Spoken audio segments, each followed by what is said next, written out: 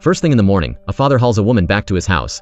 His son rushes out, bows deeply, and shouts, "Mom!" Could it be that this little boy has the wrong person? Our story follows a young woman who was married off to the eldest son of a high-ranking court official. But life took a cruel turn. Her husband passed away before they even had their wedding night. At a very tender age, she became a widow. Her mother-in-law despised her, constantly screaming at her and hurling the harshest insults for the slightest reasons. Today is the anniversary of her husband's death, the one day she's allowed to go to the temple to offer incense. It's also the only day in the entire year she can step out of the house to breathe some fresh air. Seeing the hustle and bustle of the streets, she quickly forgets the pain of being scolded earlier that morning.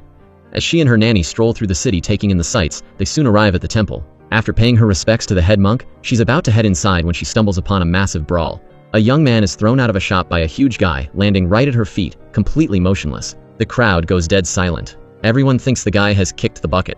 Terrified, she reflexively steps back. But suddenly, the man's eyes snap open. He scrambles up and rips open his shirt, showing off a ripped, muscular chest.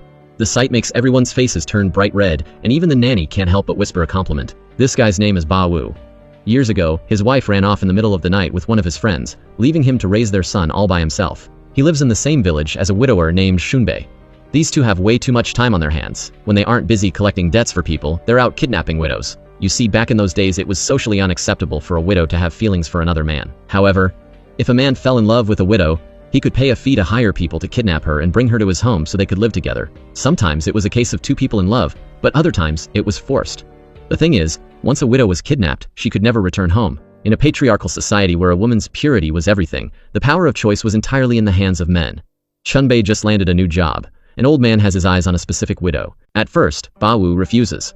He feels that if the couple isn't a good match, it'll just ruin the woman's life. But money talks, and the old man is offering a price that's just too high to turn down. The two of them immediately agree to the plan to kidnap the widow.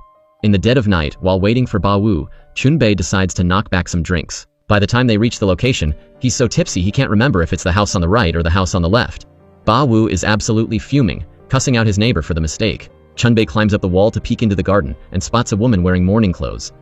"That's it, that's the house," he whispers. And just like that, Ba Wu scales the wall and heads inside, leaving Chunbei outside to keep watch. Ba Wu stands in the shadows, watching from a distance as a woman dressed in white, holding a lantern, walks toward him. He hides in a blind spot, waiting for the perfect moment. By the time she notices him, it's too late. A large sack is thrown straight over her head. Ba Wu hoists her onto his shoulder and bolts. Another woman inside the room hears the commotion and rushes out. Seeing the bandit, she screams at the top of her lungs, "Thief! Catch the thief!" With the woman on his shoulder, Ba Wu runs as fast as his legs can carry him, meeting up with Chunbei at the gate. Chunbei leads the way, bringing the widow to the entrance of a certain household. Someone is already standing there waiting, but just as they are about to approach, they see two doctors rushing toward the house. It turns out the people at the door weren't waiting for them.